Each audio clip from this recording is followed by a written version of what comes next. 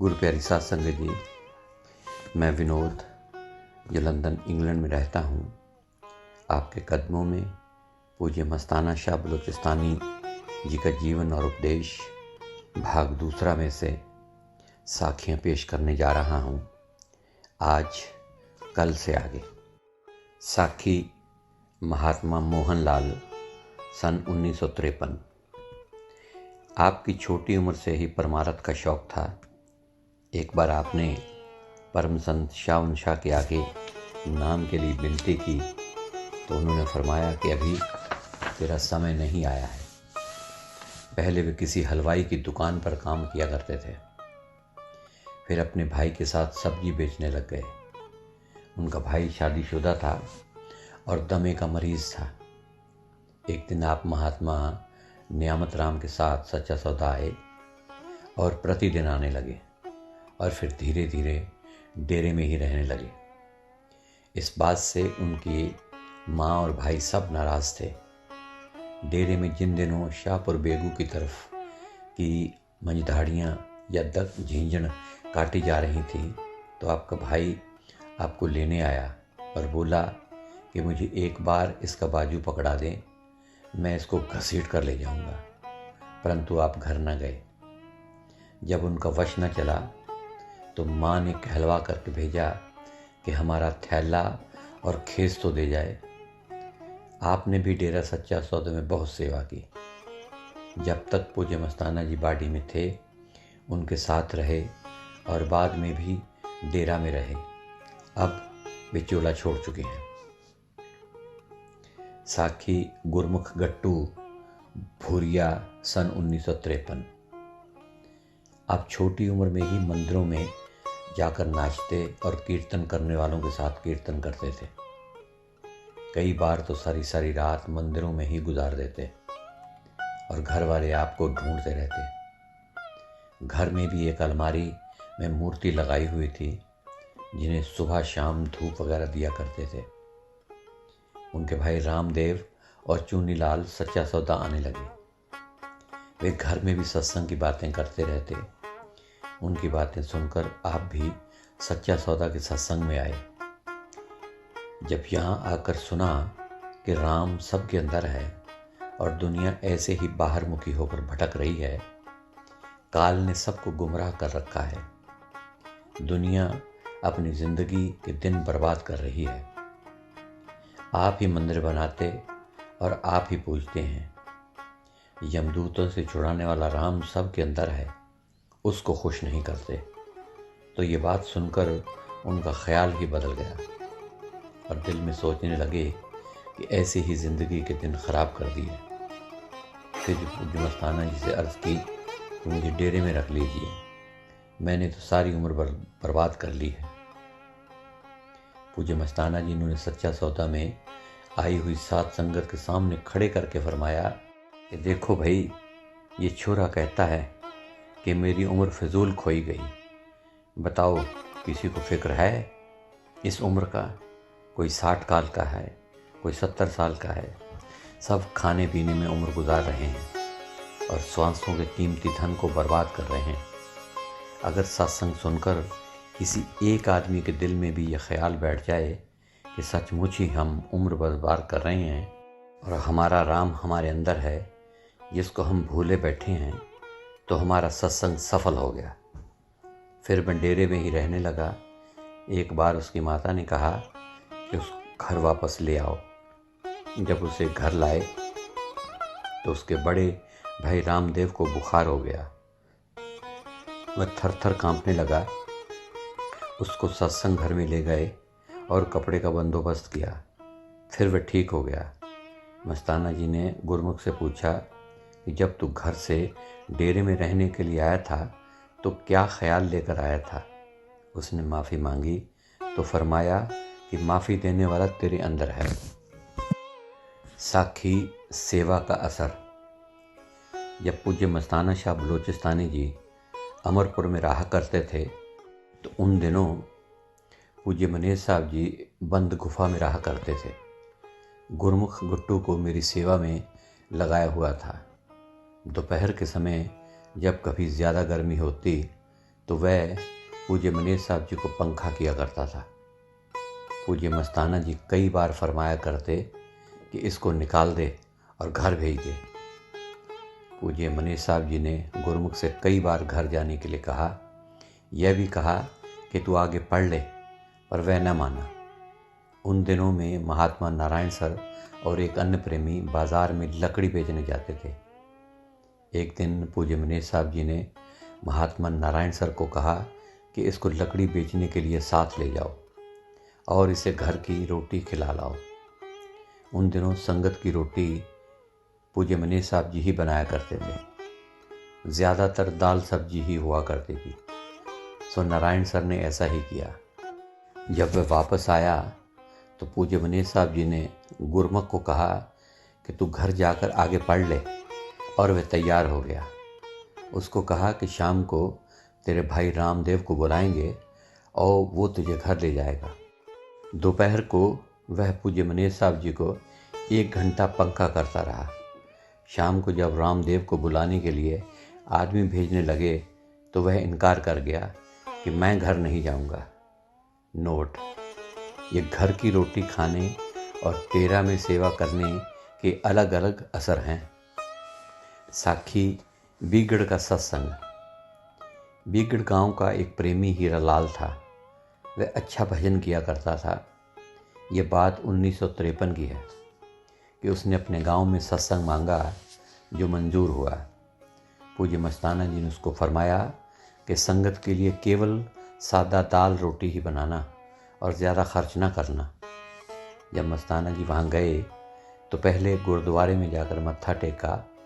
वहाँ के ग्रंथी ने बताया कि सच्चे पातशाह परम संत सावन शाह भी इसी गुरुद्वारे में आए थे और एक रात ठहरे थे। यह बात बहुत पुरानी है, जबकि सच्चे पातशाह इस इलाके में ज़मीन खरीदने के सिलसिले में आए थे। बाद में जब हीरालाल के घर पहुँचे, देखा कि संगत के लिए हलवा पूरी बनी हुई है। मस्ताना जी बहुत नाराज़ हुए कि उसने इतना खर्चा क्यों किया। फिर रात को सत्संग करके वापस आ गए और दिन का सत्संग ना किया। वहाँ पर तांबे के सिक्के बांटे, जो अभी भी उनके लड़के के पास रखे हुए हैं। साखी बस का इंतज़ाम। पूज्य मस्ताना शाह बलूचिस्तानी गांव महबूबरोही के डेरा अमरपुर में काफ़ी समय तक रहे। डेरा सच्चा सौदा का माहवारी सत्संग करके आप अक्सर अमरपुर चले जाया करते थे और सच्चे सौदे का काम पूज्य मनीष साहब जी को सौंप जाते। उन दिनों गाड़ी वगैरह का कोई इंतज़ाम नहीं था। डेरे से सिरसा तक पैदल जाकर आगे बस से जाना पड़ता था। एक दिन पूज्य मनीष साहब जी को कहने लगे कि क्या कोई ऐसा इंतज़ाम हो सकता है कि बस डेरे आ जाया करे। पूज्य मनीष साहब जी ने अर्ज़ की कि मैं कोशिश करता हूँ। सिरसा में अच्छी नौकरी होने के कारण मेरे साथ लोगों का अच्छा संबंध था। मैंने सरदार गुरचंद सिंह सेठी से, जो हिसार ट्रांसपोर्ट के प्रधान थे, बात की। उन्होंने फ़ौरन अपने छोटे भाई सरदार मोहन सिंह सेठी, जो अड्डा के इंचार्ज थे, को कह दिया, जब भी पूज्य मनीष साहब जी आया करें तो उसी वक्त बस डेरे भेज दिया करो। साथ में नीलीवार ट्रांसपोर्ट अड्डे के इंचार्ज लीलाधर को भी कह दिया। पूज्य मनीष साहब जी ने आकर पूज्य मस्ताना जी को सारी बात बताई तो वे बहुत खुश हुए। फिर जब भी ज़रूरत होती बस डेरे पहुंच जाती। सरदार मोहन सिंह तो ऐसा मस्त हुआ कि हर वक्त और हर जगह बस ले जाने के लिए तैयार रहता था। साखी सरदार नाहर सिंह गुदराने वाले का आना। एक बार गर्मी का मौसम था। सच्चा सौदा में माहवारी सत्संग की समाप्ति के तुरंत बाद पूज्य मस्ताना जी ने बस बुलाई और साथ संगत के साथ अमरपुर चले गए। सत्संग के लिए शहर से जो शामियाने किराए पर लाए गए थे, वे अभी उतारे भी न थे। डेरे में पूज्य मनीष साहब जी के साथ बूढ़ा मास्टर राम नारायण, महात्मा नारायण सर और 2 नए भर्ती हुए लड़के थे। उनमें से एक महबूबरोही का बलवंत उर्फ प्रेमी नंदा था। दूसरा सुंदरदास प्रेमी भाई भगवान दास था, जो बाद में हिसार चले गए थे। एकाएक बारिश शुरू हो गई। हमने बड़ी मुश्किल से शामियाने उतारे, मगर अब उठाने मुश्किल हो गए। इतने में सरदार नाहर सिंह गुजराने वाला आ गया और उसकी मदद से हमने शामियाने अंदर रखे। यह काम ख़त्म होने पर उसने पूज्य मस्ताना जी के बारे में पूछा, तो हमने कहा कि वे अभी अभी अमरपुर धाम को चले गए हैं। फिर पूछने लगा कि अगला सत्संग कब है। हमने बताया कि 5 और 6 सितंबर का है। उसने कहा कि अच्छा, मैं फिर उस दिन आऊँगा। उस दिन बारिश इतनी हुई कि डिग्गी पानी से भर गई। बाहर की ज़मीन ऊंची होने के कारण डेरे में पानी ही पानी हो गया, जिसे निकालना मुश्किल हो गया। आगे पूज्य मनीष साहब जी लिखते हैं कि मैं यह देखने के लिए कि पानी कहाँ निकाला जाए, डेरे से बाहर निकला।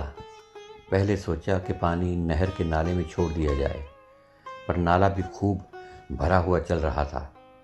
फिर पिछले नक्के, जो मगाराम हरदयाल के बाग के पीछे शहर की तरफ जा रहा था, उसमें पानी तोड़ने का ख्याल किया गया, पर वह भी पूरा भरा हुआ चल रहा था। आखिर डेरे में नज़दीक वाली पुली के पास से पानी कच्ची सड़क जो शहर की तरफ जाती थी तोड़ दिया। वह कुछ नीची भी थी।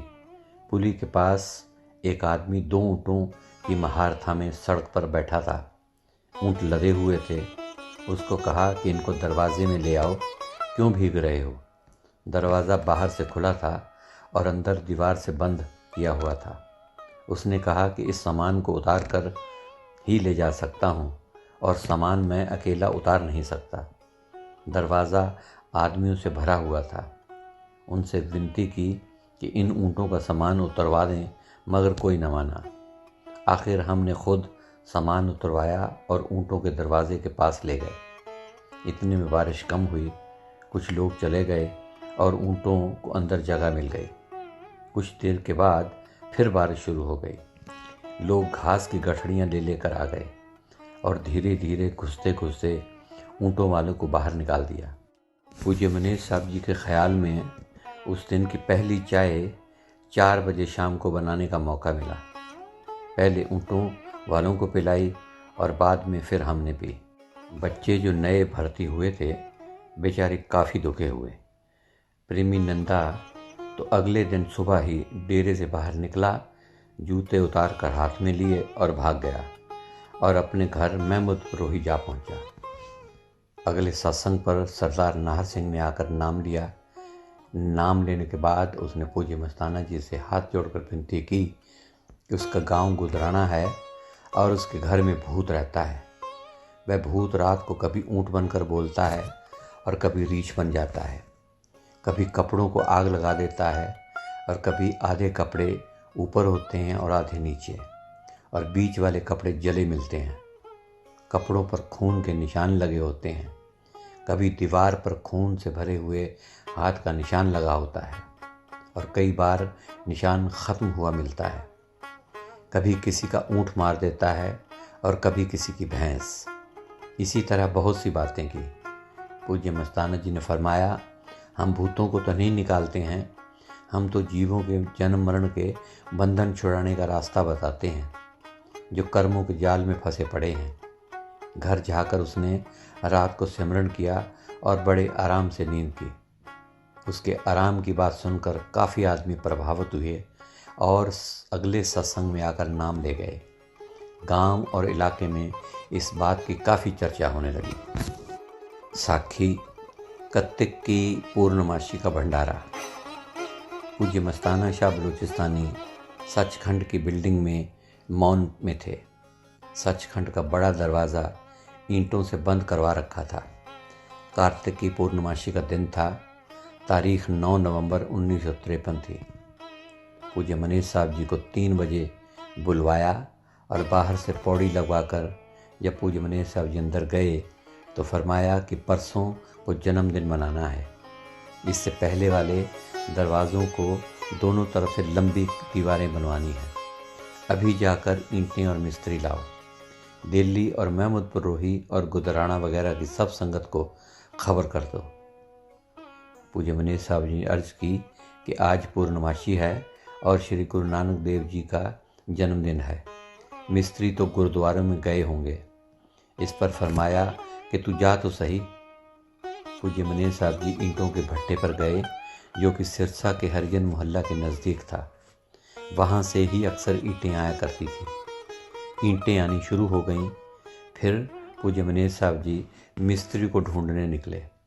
दोपहर के बाद पूरन सिंह, एक बूढ़ा मिस्त्री जिसको कम सुनाई देता था, और एक अन्य सुस्त से मिस्त्री को ले आए। काम शुरू किया गया। पहले दिन लगभग 35 फुट दीवार बनाई गई। जो मिस्त्री सुस्त था उसको निकाल दिया। अगले दिन दीवार का काम पूरा हो गया। दीवार का आखिरी पाया भी, जो लगभग 175 फुट पर था, बना दिया गया। इस पर बाद में काल का बुत बनाया गया। बाकी काम बाद में हुआ।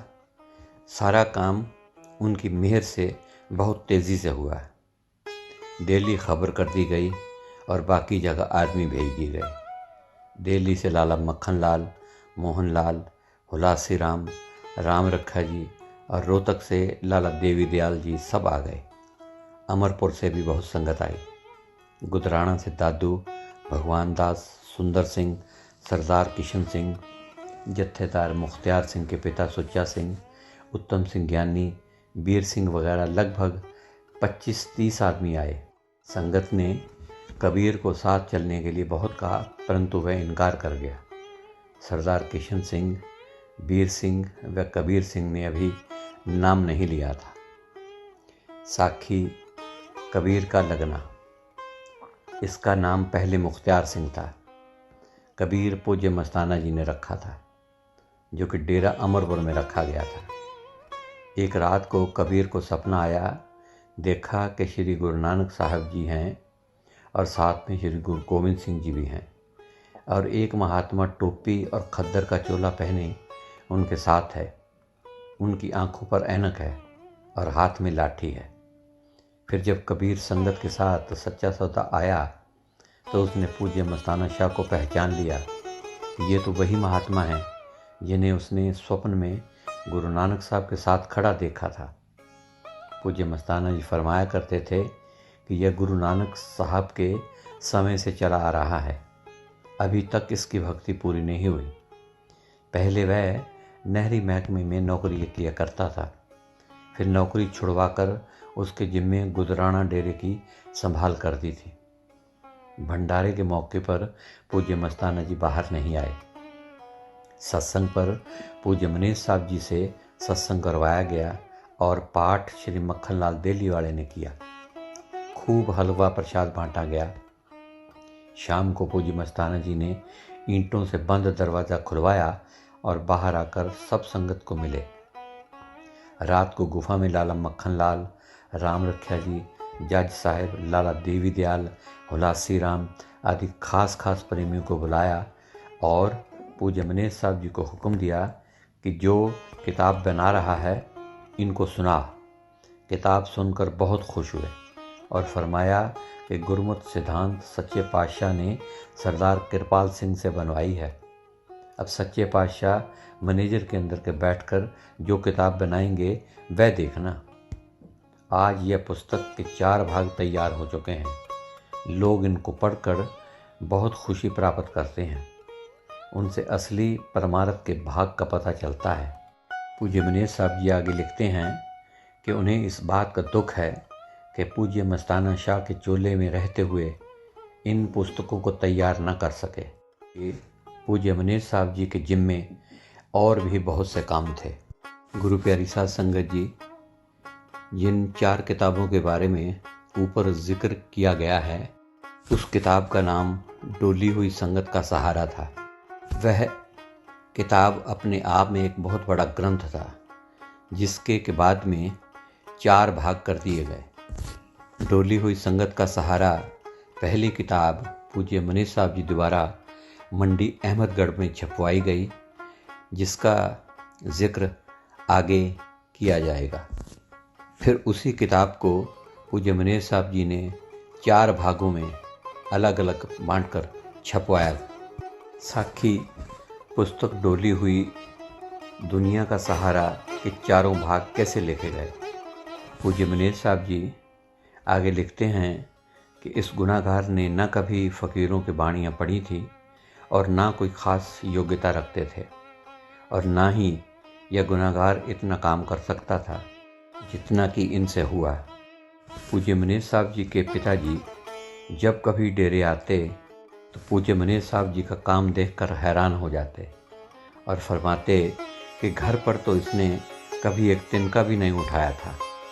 ये सब उस पूर्ण ताकत के वचनों की ताकत है जिसने मुझ जैसे गुनाहगार, अधम, नीच, कामी, क्रोधी जीव से ऐसे काम करवाए। यह इस गुनाहगार की योग्यता और शक्ति का नतीजा नहीं, बल्कि मस्ताना शाह, जिन्होंने सारी उम्र भजन अभ्यास में गुजारी थी, कि वचनों की ताकत ने इस गुनाहगार के अंदर बैठकर ये काम किया।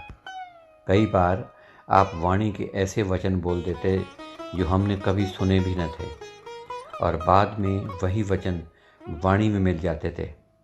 शहर से कई प्रेमी किसी लाइब्रेरी से ऐसी किताबें ला देते जिनका कभी नाम भी न सुना होता, और पढ़कर बहुत सी बातें छांट ली जाती। आखिरी नतीजा ये है कि जो कुछ भी हुआ पूज्य मस्ताना जी की मेहरबानियों से हुआ है।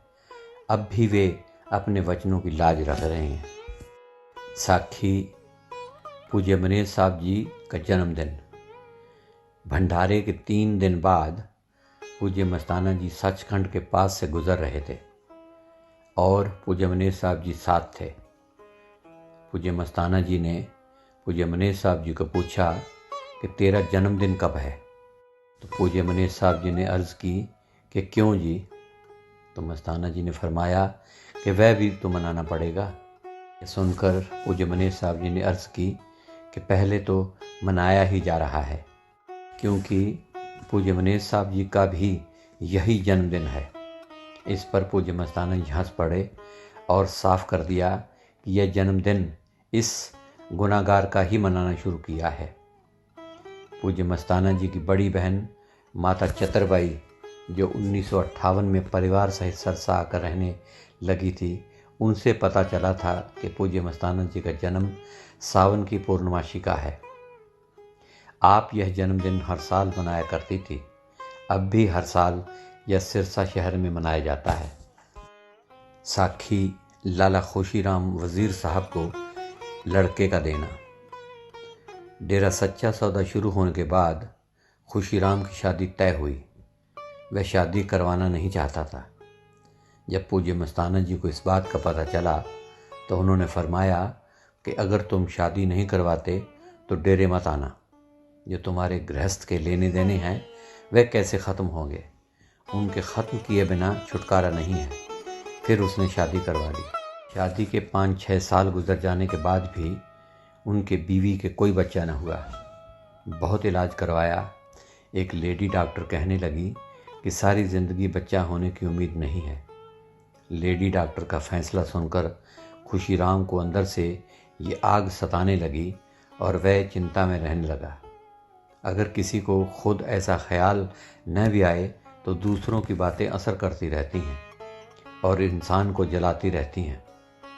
एक रात हर रोज़ की तरह जब डेरे की तरफ चलने लगा तो बार बार उसे यही ख्याल सता रहा था कि वह किसी तरह पूज्य मस्ताना जी से अर्ज़ करूं कि एक लड़का ही बख्श दें।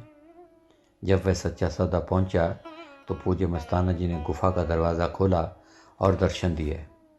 खुशीराम ने धन धन सतगुरु बुलाई और कहने लगा कि साईं जी एक अर्ज़ है। इस पर पूज्य मस्ताना जी ने फरमाया कि हम अर्जी फर्जी नहीं मानते, 1, 2 या 3 कितने लड़के चाहिए, मगर शर्त यह है कि या तो बच्चे ले ले और या फ़कीरों का प्यार ले ले। अभी फैसला करो। इस पर खुशीराम ने अर्ज़ की कि मुझे तो दुनिया की बातों ने जला रखा है, मुझे किसी बच्चे की ज़रूरत नहीं। पूज्य मस्ताना शाह ने फरमाया कि क्या सारी उम्र ऐसी मांग की बात ना करोगे? उसने कहा कि मैं सारी ज़िंदगी ऐसी अर्ज़ ना करूँगा, मैंने इस इच्छा को छोड़ दिया है। इस पर फरमाया कि अच्छा, तुम्हें माफ़ करते हैं। 1 साल के बाद 9 नवंबर की पूर्णमासी के भंडारे के बाद हफ्तावार सत्संग सुनकर संगत शहर को वापस जा रही थी मस्ताना जी सड़क पर खड़े ताकि बाहर घूम आए। इतने में खुशीराम की औरत ने मस्ताना जी को धन धन सतगुरु बुलाई। शहनशाह ने सब कुछ जानते हुए भी भोले बनकर न्यामत राम से पूछा, ये बीबी कौन है? न्यामत राम ने बताया कि साईं जी खुशीराम की औरत है। इस पर मस्ताना जी हंसे और फरमाया कि काल दुष्ट को धक्का न लगे, एक लड़का ही इस बीबी को दे देवे, उसके घर में क्या कमी है। इतना कहकर आप जंगल की तरफ घूमने चले गए। उस दिन के बाद उनके वचन ने ऐसी मेहर की कि अब उनके 3 लड़के हैं और हर किस्म की बरकतें हैं। पहला लड़का इस घटना के 10-11 महीने के बाद 7-10-54 को हुआ, जिसका नाम गुरमुख रखा गया। गुरु प्यारी साध संगत जी, आज के लिए इतना ही। कल फिर पूज्य मस्ताना जी की नई और पुरानी साखियाँ आपके कदमों में पेश की जाएंगी। आज मुझ नाचीज़ को इजाज़त दीजिए और दिल की गहराइयों से प्यार भरी धन धन सतगुरु तेरा ही आसरा, हाजिर नाजिर जिंदा राम तेरा ही आसरा कबूल फरमाएं।